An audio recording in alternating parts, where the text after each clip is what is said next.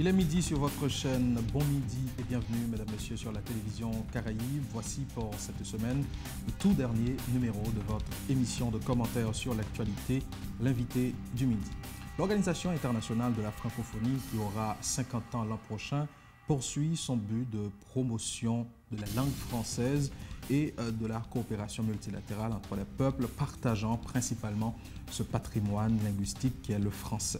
Une organisation dont l'action était appelée à évoluer un petit peu avec l'élection de la nouvelle secrétaire générale en la personne de la Rwandaise Louise Monchikirabo. En Haïti, en quoi ce changement de vision de l'OIF conditionne son action entre diversité linguistique, diversité et développement culturel, paix, démocratie et droits de l'homme, éducation et formation, économie, développement durable, innovation numérique, jeunesse, égalité hommes-femmes et société civile. Quels sont les axes de coopération qui sont priorisés par le bureau régional, en particulier pour Haïti? La quinzaine de la francophonie qui s'ouvre au pays cette semaine est-elle le miroir de cette nouvelle forme d'intervention, si changement de paradigme il y a véritablement? Posons la question à la personne tout indiquée, juriste et cadre à l'OIF il y a plus de 15 ans, responsable de programme, ancien responsable de programme Société de la formation à l'Organisation internationale de la francophonie. Aujourd'hui, il est directeur régional Caraïbes et Amérique latine de l'OIF. Emmanuel Adjovi, bon midi et bienvenue sur la télévision Caraïbes. C'est avec plaisir que nous vous recevons. Merci de nous faire l'honneur de cette interview. Merci de m'inviter, M. Sinford Davidson. Ça fait un plaisir de se retrouver avec les téléspectateurs de Télé Caraïbes. Et tout le plaisir est pour moi d'être là et d'être au service des acteurs des Caraïbes. Très bien. Alors, pour parler de l'OIF véritablement, je pense que par défaut peut-être d'une plus large vulgarisation de l'action de votre organisation dans le pays ou pour d'autres raisons insoupçonnées, il y a une large partie de la population haïtienne qui ne saisirait pas encore ce que je peux appeler le sens de l'existence de l'OIF et de sa mission notamment en Haïti. Alors, s'il faut avoir une définition précise de la francophonie institutionnelle, j'insiste sur institutionnelle, dont nous sommes membres, Haïti, que diriez-vous? C'est quoi OIF véritablement? L'OIF est une organisation des pays qui ont le français en partage. Vous savez, moi je suis béninois. Et vous êtes haïtien, vous pouvez même dire en tant qu'haïtien, vous êtes béninois d'une certaine façon, en tant qu'haïtien. Très bien. Et il y a des malgaches qui existent, il y a des Sénégalais qui sont en Afrique, il y a des Vietnamiens, il y a des Français, il y a des Canadiens. Sur les 5 continents, il y a des peuples qui ont le français en partage. Et ces peuples-là, à travers leurs dirigeants, ont décidé de mettre en place, en 1970, le 20 mars 1970, une organisation des pays qui ont en partage la langue française. Mais ces pays ont découvert qu'au-delà de la langue française, il y a des valeurs partagées. Et c'est pour cela que même des pays qui n'étaient pas, qui n'avaient pas connu le français en tant que pays de colonisation française, par exemple, ont commencé par adhérer aux valeurs de la francophonie. Donc la francophonie, c'est non seulement la langue française, mais un certain nombre de valeurs partagées, mais aussi des défis qu'on veut ensemble relever. Des défis de quelle nature? Des défis du point de vue de la coopération multilatérale. Parce que c'est une organisation de solidarité, c'est une organisation de partage et c'est une organisation qui travaille pour une coopération multilatérale de façon à ce que les acteurs puissent répondre à des défis de développement dans le domaine des droits de l'homme, de la démocratie et de l'état de droit. Nous travaillons également dans le domaine de la promotion de la langue française, qui est notre métier de base, dans le domaine de la diversité culturelle et linguistique, et nous reviendrons là-dessus dans la perspective de cohabitation entre le créole et la langue française. Absolument. Eh bien, nous travaillons dans le domaine également de l'éducation, dans le domaine de la formation technique et professionnelle, dans le domaine de l'enseignement supérieur. Nous intervenons dans le domaine du développement durable, du développement économique et de la solidarité.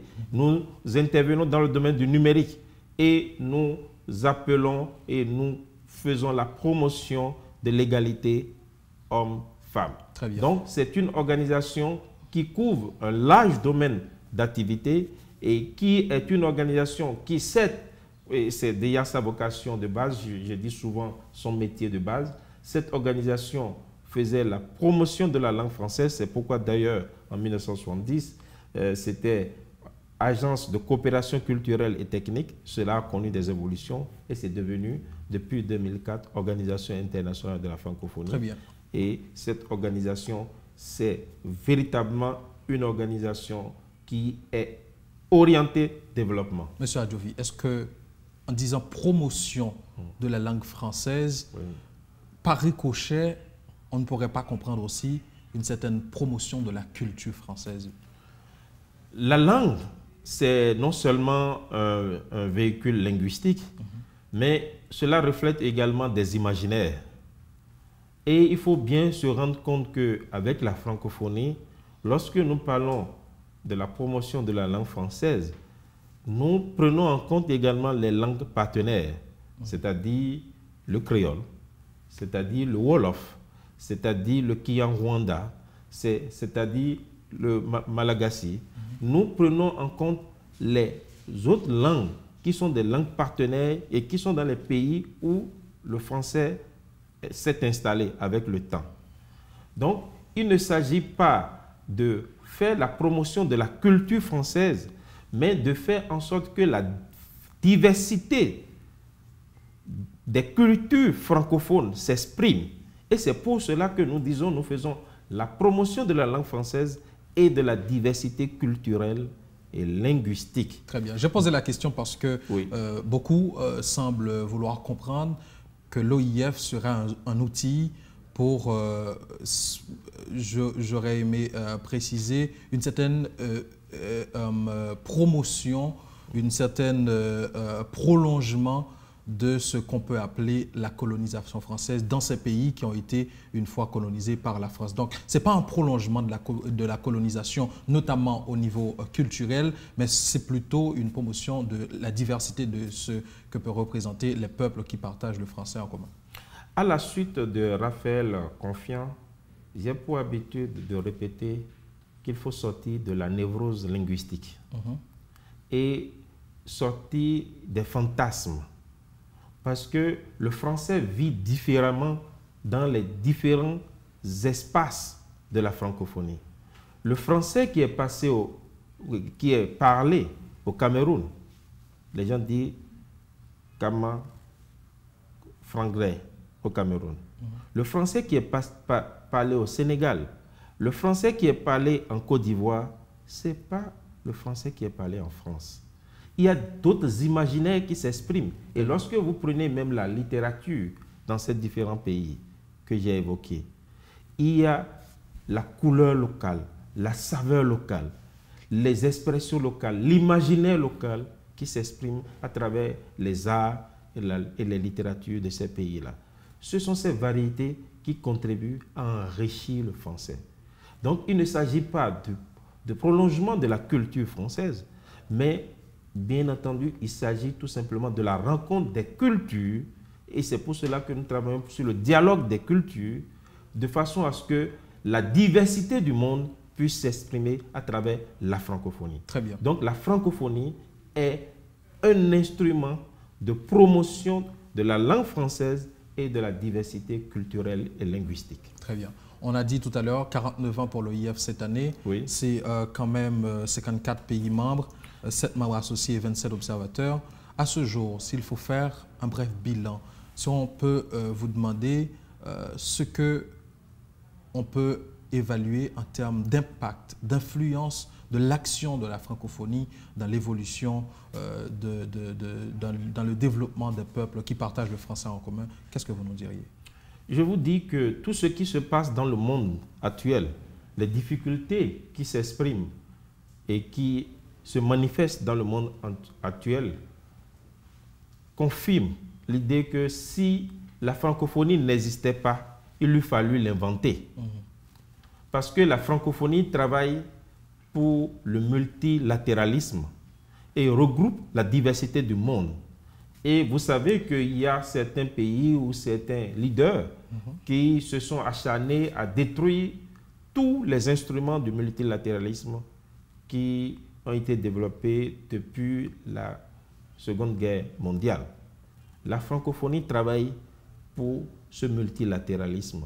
Et c'est ça qui fait que le Haïtien peut rencontrer le Vietnamien et le Laotien avec le Congolais pour discuter des problèmes de ce monde.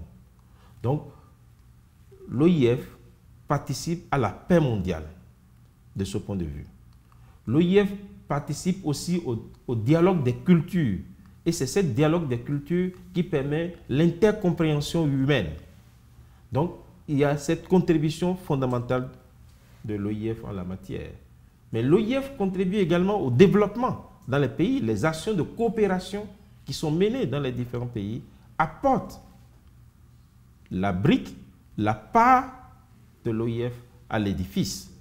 Donc, nous sommes une organisation qui monte en puissance. Nous sommes à la 41e année et 49e année et nous nous apprêtons à fêter le demi-siècle l'année prochaine au sommet de Tunis en 2020. Très bien. On va revenir donc sur le tout dernier sommet. Nous savons avec quels sentiments qui ont traversé la transition qu'il y a eu l'année dernière, en octobre dernier, à la tête de l'organisation, de Mme Michaël Jean à Mme Louise Mushikiwabo. En quoi, on peut dire, en quoi la venue de Mme Mushikiwabo, la Rwandaise, a apporté du neuf à l'OIF aujourd'hui en fonction de la réorientation, s'il y a réorientation à la tête de l'organisation en termes de vision, en termes de paradigme d'action? Je crois que Mme Mushikiwabo est venue avec un programme et elle nous a indiqué ses priorités. Et ses priorités, c'est d'abord d'affirmer la pertinence de nos actions, la pertinence de notre organisation et aussi de repositionner la langue française, de faire une plus grande promotion de la langue française et en faire véritablement une langue de développement, comme je l'ai énuméré, une langue de la science, une langue de l'économie, une langue des médias, une langue moderne. Et c'est d'ailleurs qui justifie le thème de la quinzaine de la francophonie, c'est-à-dire de la célébration du 20 mars, c'est-à-dire la Journée internationale de la francophonie, en français, s'il vous plaît. Donc, il y a cette volonté de repositionner la langue française et cela ajoute un plus par rapport au travail qui se fait, c'est-à-dire rendre encore plus visible ce que la langue française apporte dans ce monde parce que, comme cela a été indiqué en choisissant ce thème, elle voudrait signifier que c'est une langue qui est apte à nommer toutes les réalités de ce monde et que c'est une langue d'avenir, c'est une langue du futur, c'est une langue qui exprime la modernité et elle a voulu se positionner en tant qu'actrice qui contribue de façon décomplexée au développement de la langue française. Elle met également l'accent sur la question du numérique. Les numériques en liaison avec les jeunes et les femmes. Parce que le numérique est aujourd'hui un canal d'expression des jeunes. Un canal qui aussi permet aux jeunes de trouver de l'emploi, de s'exprimer dans la société, de profiter d'un certain nombre de loisirs. Donc, il y a un positionnement qui tient compte aussi bien de la langue française que des questions de développement liées au numérique, et ceci en lien avec les femmes et les jeunes. Sans vouloir l'interpréter littéralement, le thème qui a été choisi pour cette année en français, s'il vous plaît, le slogan de Mme Mushikiwabo, est-ce qu'il n'y a pas un contraste énorme d'abord dans ce que vous nous avez expliqué tout à l'heure en termes de promotion de la diversité des cultures, mais aussi en termes de respect et de promotion des langues qui sont parlées, des langues locales. Et là, il y a une intention d'imposer un peu plus le français dans différents domaines. Vous avez cité le numérique, l'économie et tout. Est-ce qu'il n'y a pas un contraste, une contradiction ici en voulant faire la promotion d'une certaine diversité et devenir aussi avec un slogan parallèle pour imposer un peu plus le français dans l'action, dans le développement des différents secteurs au niveau de ces pays? Il n'y a pas de divergence, il y a complémentarité. Parce que le slogan, le thème en français, s'il vous plaît, peut subir des déclinaisons en fonction des régions ou des pays. Très bien. Et la preuve, en Haïti, il a été décidé par le ministère des Affaires étrangères et ses partenaires qu'on dirait en français et en créole, s'il vous plaît. Ce qui exprime le bilinguisme. Donc cette ouverture, elle existe. Mais elle existe et au niveau d'Haïti, cela s'est manifesté, cela a été exprimé. Donc le thème en Haïti, c'est en français et en créole, s'il vous plaît. Cela veut dire que la francophonie est partisane du bilinguisme, est partisane du multilinguisme. Et c'est pour cela que cela revient à ce que je disais au départ. Notre organisation travaille pour la diversité culturelle et linguistique. Mais ce qui nous réunit, notre dénominateur commun, si j'ose m'exprimer ainsi, c'est la langue française. C'est notre butin de guerre. C'est ce que a dit un écrivain.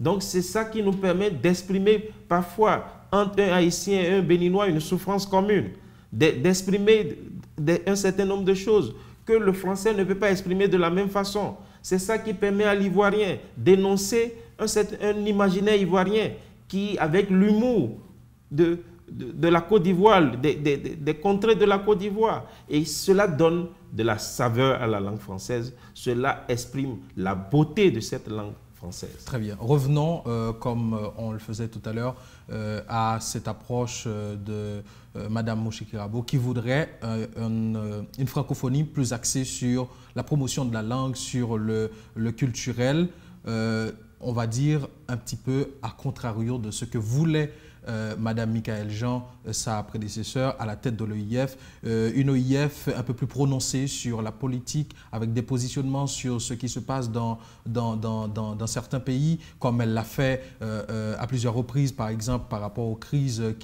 qu'on connaît à Haïti pendant les dernières années, pendant les années de son mandat.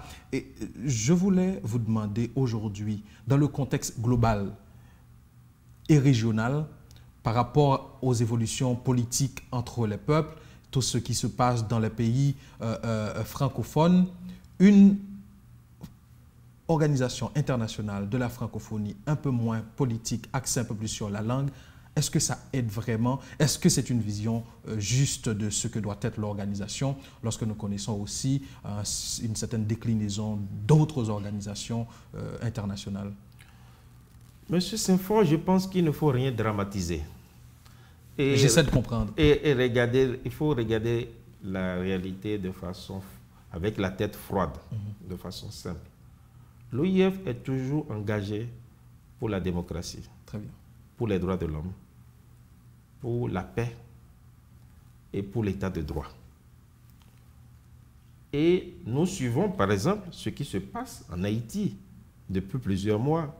Et les derniers événements en Haïti ont été suivis au jour le jour par Madame la secrétaire générale de la francophonie. On ne l'a pas entendu se prononcer véritablement.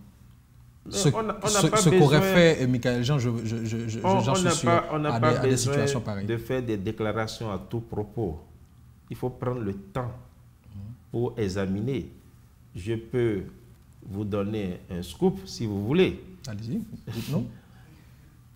Madame Louise Moshikirabo a décidé qu'il sera organisé le 29 mars à Paris un comité restreint consultatif sur Haïti pour voir, examiner comment la communauté francophone peut aider Haïti à sortir de la crise socio-politique actuelle. Il n'y a aucune négligence sur ce plan-là? Pas du tout.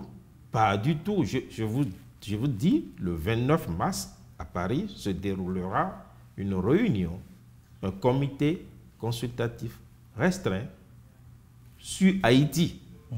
Cela montre non seulement l'engagement renouvelé pour Haïti, mais également une action résolue dans le domaine des droits de l'homme, dans le domaine de la démocratie, dans le domaine de l'enracinement de l'état de droit. Donc, cette action continue.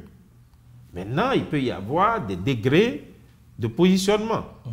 Et chaque secrétaire général se doit d'avoir un positionnement pour marquer particulièrement son passage. Donc, de ce point de vue, je pense qu'il n'y a rien de dramatique. On est dans un monde qui fonctionne de façon harmonieuse et que chaque secrétaire général doit avoir ses priorités. Très bien. Cela n'enlève pas à notre organisation ces 4 missions fondamentales dans le domaine, je le rappelle, de la langue française, de la diversité culturelle et linguistique, dans le domaine de la démocratie, des droits de l'homme et de l'état de droit, dans le domaine de l'éducation et de la formation technique et professionnelle, dans le domaine de l'économie et du développement durable. Donc, notre organisation est bien assise sur ces 4 piliers et cela fonctionne de façon harmonieuse. Nous continuons notre engagement ferme. Nous allons travailler. Ce matin, j'étais avec le bâtonnier de l'Ordre des avocats de Port-au-Prince, Maître Stanley Gaston. Nous avons discuté d'une activité qui serait organisée dans le cadre des droits de l'homme et de la démocratie, dans le cadre judiciaire. Donc, notre engagement est résolu, notre engagement est ferme, notre engagement est un engagement continu. Et de ce point de vue, je le répète, il n'y a rien à dramatiser. Il faut regarder la réalité de façon froide et se rendre compte qu'il est du droit de chaque secrétaire général d'affirmer ses priorités. Mais on est d'accord qu'il faut tenir bien compte des contextes. Oui, absolument. Absolument. Donc, il faut tenir compte des contextes. Et le contexte haïtien aujourd'hui, la priorité, c'est la question de la crise socio-politique qui se déroule. Eh bien, c'est une priorité qui est prise à bras-le-corps par notre organisation. Et c'est Madame la secrétaire générale qui a décidé qu'il y aurait ce conseil consultatif restreint qui est issu, et en fait, de la déclaration de Bamako sur la démocratie et l'état de droit. La déclaration de Bamako date de 2000, et c'est cette déclaration, c'est le test qui existe. Elle s'est fondée sur ce document, qui est un document de l'organisation signé par tous les États, y compris Haïti, pour pouvoir convoquer ce comité consultatif restreint. Permettez-moi d'insister un petit peu plus sur ce sujet. Est-ce que vous êtes en train de nous dire qu'au niveau du bureau régional dont vous êtes le directeur aujourd'hui, il n'y a pas eu de changement systématique en matière d'orientation pour les actions qui sont menées en Haïti par l'Organisation internationale de la francophonie? Absolument. Il y a eu des changements puisque quand nous avons pris la direction du bureau il y a 8 mois, bientôt 9, et je disais en rigolant que je vais bientôt accoucher parce que bientôt j'aurai fait 9 mois en fonction. Nous avons défini des orientations prioritaires, des orientations déjà en termes de façon globale, en termes de vision, pour dire que nous voulons faire de ce bureau un pont entre Haïti et l'espace francophone de façon générale, mais particulièrement entre Haïti et l'Afrique. Donc ça, c'est une première orientation de façon globale. En ce qui concerne les actions sur le terrain, les priorités d'aujourd'hui, c'est quoi? Les priorités d'aujourd'hui, c'est d'abord de travailler dans le domaine culturel à la structuration du secteur. Donc de contribuer à la structuration du secteur. Première priorité dans le domaine de la culture. Nous avons fait une inflexion très forte, c'est de densifier, d'augmenter et en quantité comme en qualité notre action dans le domaine du numérique et de l'entrepreneuriat des jeunes, parce que il faut bien se rendre compte qu'Haïti, c'est plus de 60%, certains disent 68% de moins de 30 ans. Donc, de ce point de vue, il faut se préoccuper du numérique en liaison avec ces jeunes-là pour voir dans quelle mesure on peut mener un certain nombre d'activités. Et là, on peut faire référence aux dernières activités que l'OIF a organisées. On parlait d'hackathon pour inciter les jeunes à créer des plateformes, etc. Absolument. On a fait un hackathon dans le domaine de l'innovation des médias l'année dernière et il y a 3 équipes qui sont sorties gagnantes de cette compétition et les 3 équipes aujourd'hui sont accompagnées par l'incubateur Bange qui va aider les équipes à porter à maturité leur projet. Donc d'ici au mois prochain, on pourra avoir les premiers éléments concernant cela. Nous envisageons également à l'avenir aussi de contribuer à des activités de renforcement de capacités en matière de technologies émergentes. Donc, il y a des réflexions qui sont menées, les technologies émergentes, je veux parler de la chaîne de blockchain, des données massives, certains des big data. D'accord. Bon, il y a données massives en français, en français s'il vous plaît. Donc, on ne peut pas s'empêcher de faire un détour à chaque fois. J'essaie de montrer aux jeunes que l'importance de la diversité. Dans la langue française, il y a des mots pour nommer les réalités de l'économie, des réalités du numérique. Et c'est cet effort que la secrétaire générale appelle de ses voeux. C'est ça. Elle appelle, et d'ailleurs, le thème s'adresse en priorité aux jeunes pour leur dire qu'ils ont la chance de parler l'une des langues phares du monde et qu'ils se saisissent de cette chance pour faire preuve de créativité, pour faire preuve d'imagination dans cette langue-là, parce que dans cette langue, il y a beaucoup d'outils pour nommer ces réalités-là. Il y a d'autres choses à citer en matière de priorité sur les axes d'intervention de l'OIF en Haïti? Oui, nous allons travailler aussi dans le domaine de l'éducation, et plus particulièrement dans le domaine de la formation technique et professionnelle. Et nous sommes aujourd'hui en discussion avec Haïti Tech pour mettre en place un programme de formation approche par compétences pour renforcer les capacités d'un certain nombre d'enseignants en matière de formation technique et professionnelle. Ça fait partie de nos priorités, absolument.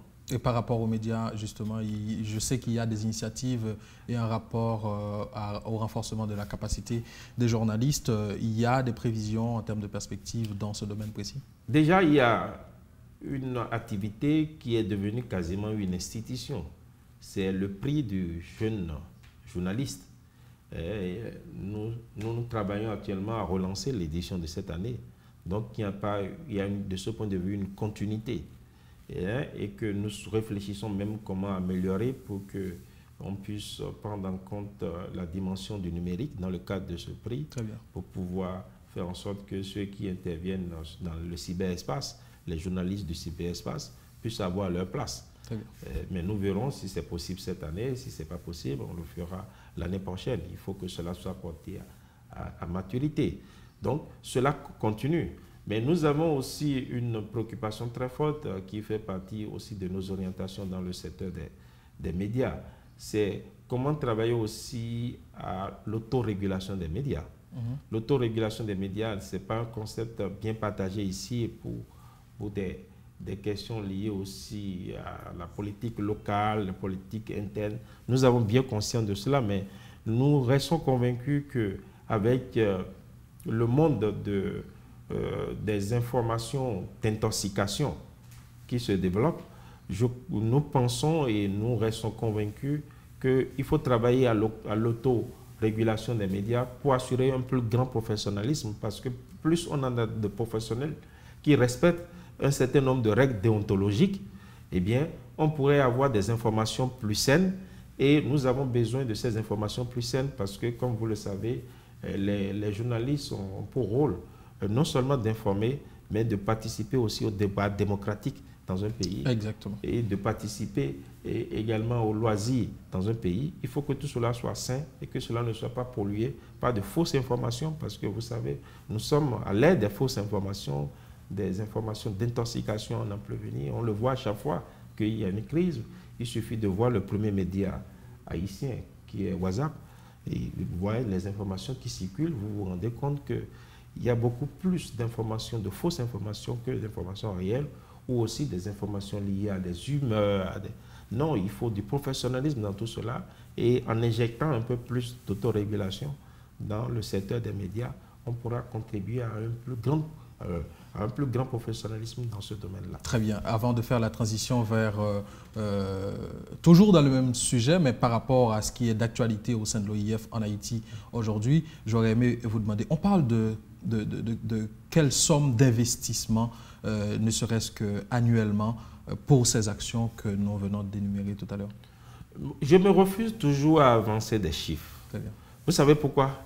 Dites-nous. Parce que je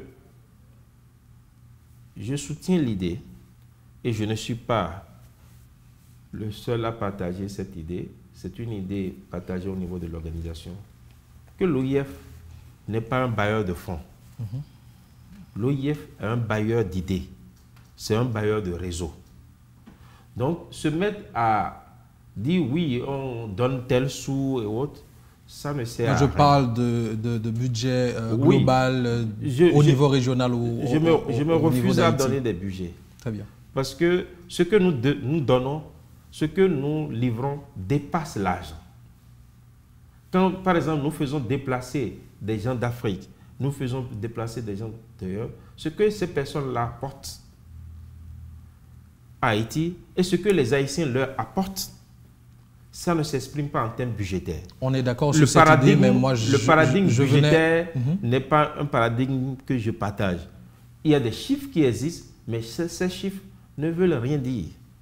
Mon approche était plutôt par rapport à un souci de transparence, de savoir ce que l'investissement de l'OIF en matière d'argent représente en Haïti tous les ans. Il faut aller sur le site de l'OIF, on aura les chiffres, on publie tous les chiffres des activités, des programmes qui existent au niveau de l'OIF, c'est publié. Très bien. Mais ces chiffres ne représentent rien par rapport à ce que l'OIF apporte et ce que l'OIF reçoit. Parce qu'il ne faut pas oublier, quand même, lorsque il y a le commerce des hommes, on apprend mutuellement, on apporte des choses mutuellement. Donc, rentrer dans les chiffres et autres, c'est un exercice que je n'apprécie pas beaucoup. Très bien.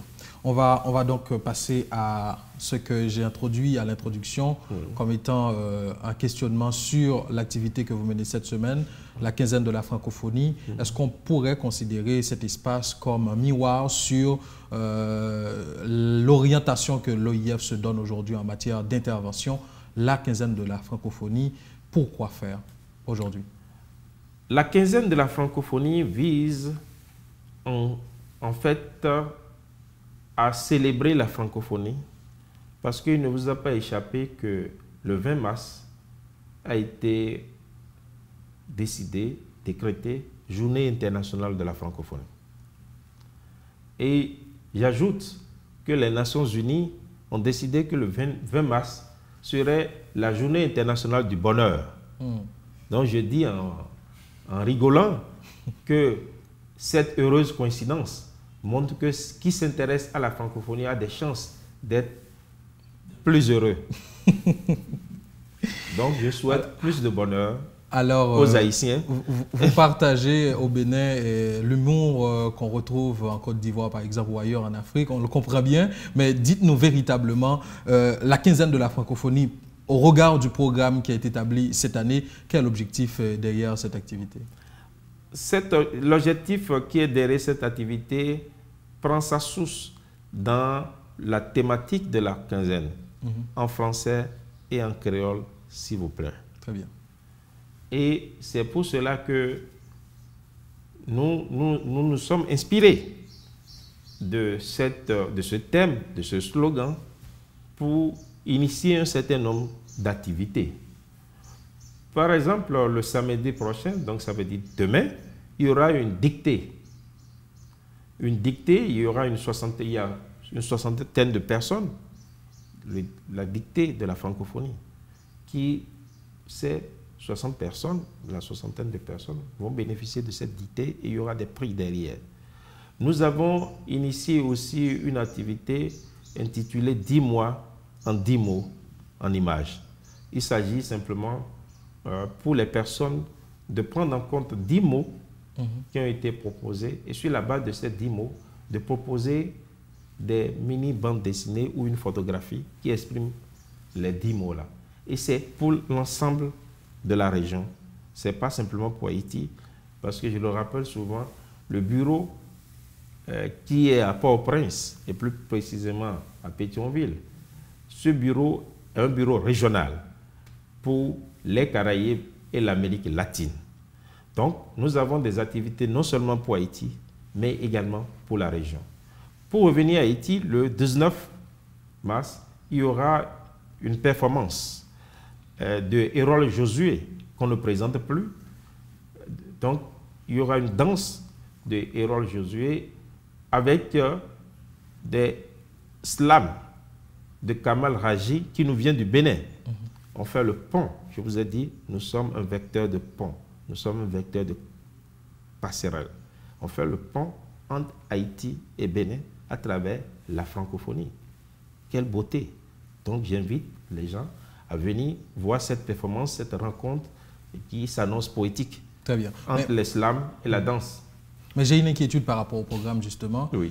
Si tout à l'heure, on parlait d'une organisation internationale de la francophonie axée sur notamment la promotion de la langue, de la diversité culturelle, et du développement culturel, mais aussi sur les droits humains, sur la promotion de la démocratie, sur le respect des droits des femmes et tout. Pourquoi il n'y a pas une part d'activité liées à ces domaines d'intervention? Mais les activités sont diverses et il est programmé dans le monde près de 2500 activités dans le cadre de la diversité, dans le cadre de la célébration du 20 mars. Il faut aller sur le site 20 mars. Là, je fais référence à ce qui se fait en Haïti, oui, précisément. Je dis il faut adapter aux réalités. Nous avons un certain nombre d'activités qui vont se dérouler après, mais dans le cadre de la quinzaine, il a été décidé, ce serait en français et en créole, s'il vous plaît. Très bien. Donc, nous avons des activités adaptées à ce thème-là. Donc, il y aura, par exemple, la soirée de gala, où les deux langues, ce bilinguisme va s'exprimer à travers cela. Maintenant, vous demandez, est-ce qu'il y a des activités dans le domaine des droits de l'homme? Il y en a. Même pas en Haïti en ce moment, mais dans d'autres espaces. Il y a des activités à Paris, par exemple, il y a des activités qui concernent l'entrepreneuriat des femmes. Quand on prend le programme de Paris, du siège de Paris, cela est axé essentiellement sur les femmes. Vous voyez? Donc, on a diversifié à travers l'espace francophone. Il faut savoir que cette célébration se déroule dans 106 pays dans le monde. Et c'est ces 106 pays qui regroupent les 300 millions de locuteurs de français. Très bien. On parlait du contexte tout à l'heure et justement, par rapport à ma question, à ma précédente question, je m'attendais, en fonction du contexte haïtien, la crise politique, la nécessité de dialogue et tout, au moins avoir dans ce programme un certain nombre de débats, de réflexions autour de ce qui se passe dans le pays, notamment avec les jeunes que vous souhaitez prioriser. Mais je me demande est-ce que ce vide ne reflète pas justement cette nouvelle orientation, une francophonie un peu moins politique, plus sur la promotion de la langue et de la diversité culturelle? Je crois qu'il ne faut rien précipiter. Il ne faut pas faire les choses dans la précipitation, sans observer et sans arriver à un niveau de décantation qui puisse permettre d'être efficace. Très bien. L'agitation n'est pas notre mode de fonctionnement. Il ne s'agit pas de s'agiter, de dire, bon, on est en train de faire... Non. Nous parlons de choses sérieuses. Il s'agit d'une crise sociopolitique grave. Vous le savez mieux que moi. Et qui date d'été 2018, monsieur le directeur régional. Oui, mais qui a des racines qui plongent plus loin que ça. Il faut examiner tout ça et décanter la situation. Je vous ai dit que la secrétaire générale, Mme Louise Mouchikiwabo, a décidé qu'il y aura un comité restreint pour réfléchir sur Haïti et voir dans quelle mesure la francophonie pourrait apporter quelque chose. Sa contribution. Donc, il faut qu'on prenne du recul. Il ne faut pas qu'on mette la tête dans le guidon et qu'on commence par dire oui, on fait ceci, on fait... Non, ça ne serait pas efficace. Nous sommes une organisation d'efficacité. Nous, quand nous nous attaquons aux problèmes, c'est pour les résoudre. Nous ne faisons pas du spectacle. Nous encourageons les gens du spectacle, mais nous ne sommes pas des hommes de spectacle. Nous ne sommes pas des femmes du spectacle. Nous ne sommes pas là pour montrer simplement des drapeaux. Nous voulons que les choses soient réglées de façon structurelle. Très bien. Nous travaillons sur la structuration. Et du coup, et de ce point de vous vue, ne souhaiteriez pas vous prononcer, ne serait-ce qu'en 2 phrases, sur ce que nous sommes en train de constater en Haïti en termes de confrontation politique entre les acteurs, ne serait-ce que pour faire valoir encore plus cette priorité qu'accorde l'OIF à ce que c'est la promotion de la démocratie et de l'état de droit. Notre organisation est attachée à la paix. Très bien. Notre organisation est attachée à la démocratie. Notre organisation est partisane de l'état de droit. Nous souhaitons que les acteurs politiques, économiques d'Haïti puissent se retrouver, puissent faire ce que vous appelez le chita parler. Le chita parler. On a besoin de ça dans tous les pays du monde. Lorsque des problèmes se posent, pour se retrouver, discuter, trouver des solutions et dessiner des perspectives qui puissent mobiliser les jeunes. Quand on a fait les 12 jours de pays LOC, c'est ce que vous avez dit. Vous avez parlé de pays LOC. Oui, c'est ça. C'est ça, 12 jours de pays LOC. Donc, un pays paralysé pendant 12 jours, c'est tout le monde qui en souffre. Très bien. À commencer par les jeunes. En sortant des 12 jours, il n'y a pas eu plus d'emploi pour les jeunes qu'auparavant. Tout au contraire. L'image d'Haïti s'est dégradée. Moi, j'ai pu le constater à travers ceux qui m'appelaient à travers le monde pour demander qu'est-ce qui se passe. Les images que nous voyons, c'est le chaos généralisé. Et on a vu les conséquences sur le tourisme. Par exemple, ça a été un désastre. Globalement, sur l'économie, on parle de près de 4 milliards de dollars de perdus. De perdus. Mais on ne peut pas continuer à supporter une situation comme ça. Il faut en sortir. Et pour cela, notre organisation en appelle aux différents acteurs pour aller vers un dialogue afin de trouver des solutions consensuelles qui permettent à ce pays de reprendre souffle.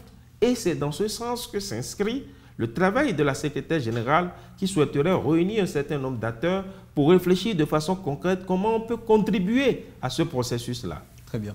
Monsieur Adjovi, Emmanuel Adjovi, c'est un plaisir pour nous de vous recevoir sur ce plateau. S'il faut rappeler le message fondamental de ces 49 ans de la célébration, de la commémoration, si on veut, de ces 49 ans d'existence de l'Organisation internationale de la francophonie, notamment pour les Haïtiens qui nous regardent, que ce soit à travers Internet ou à travers la chaîne 22, le message fondamental aujourd'hui par rapport à ces axes d'intervention prioritaires, il se résume en quoi? Il se résume en un seul mot, espoir. Espoir, notre organisation est une organisation qui donne espoir.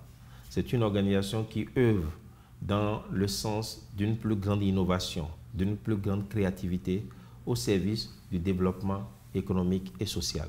C'est une organisation qui fait en sorte que les peuples du monde entier puissent dialoguer.